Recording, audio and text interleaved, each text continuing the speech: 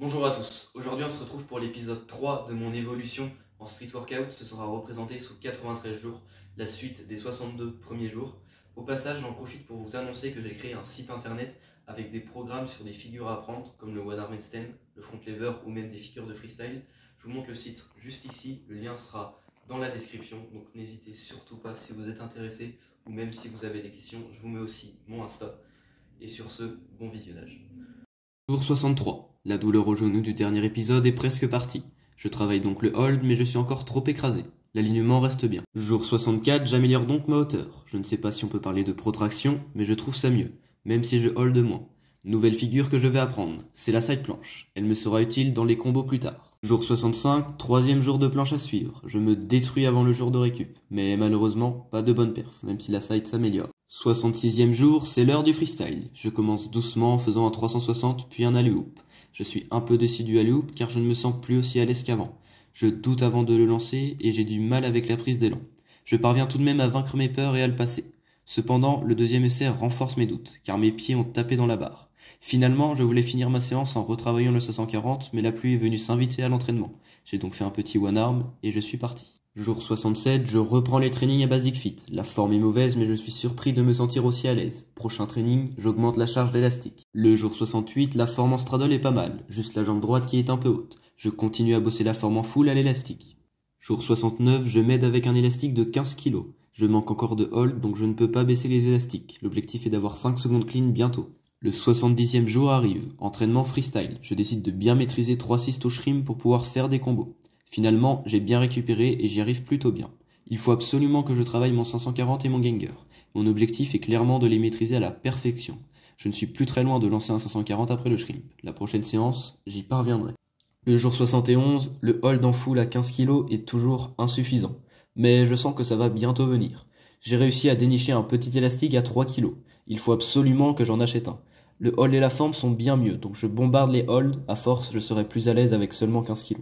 Jour 72, la forme s'améliore, mais je hold toujours pas assez. Cette fois, je n'avais pas d'élastique à 3 kg. Après un jour de récup, je reprends le jour 74. Le hold à l'élastique de 15 kg augmente, mais la forme était moins bien. Pour la première fois depuis la série, je fais des handstand push-up. Mon record était de 23, mais ça fait un bon bout de temps que je n'avais plus essayé. Finalement, ça m'avait manqué. Je compte reprendre et battre mon record. Je suis content de ne pas avoir trop perdu et je me contente amplement des 18. Je vise les 20 avant la fin de cet épisode. Après 2 jours de planche, le jour 75, je veux récupérer mon 540. Après plein d'essais, je n'y parviens toujours pas. La pluie est une fois de plus venue me stopper dans mon élan. Jour 76, ce fut une bonne journée. Le hold avec 15 kg s'améliore et la forme aussi. Malheureusement, je n'ai pas le meilleur angle pour voir l'alignement. Je verrai dans les autres séances si je suis bien aligné. Je fais plusieurs essais, ils sont tous à peu près hold. Je suis plutôt content. Jour 77, que dire? J'ai même pas pu faire un balancier. La pluie n'a pas arrêté.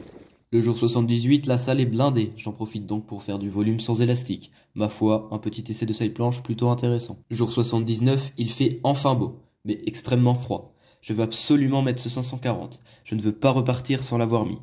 Après tant d'essais sans même sentir la barre tellement mes mains sont gelées, je suis absolument à rien de le repasser.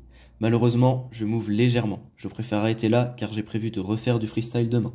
Jour 80, je suis prêt à tout pour réussir. J'ai des grosses courbatures au bras. Il fait froid, la barre glisse, mais je persévère. Plus les essais avancent, plus je m'ouvre les mains. Finalement, après plein d'essais,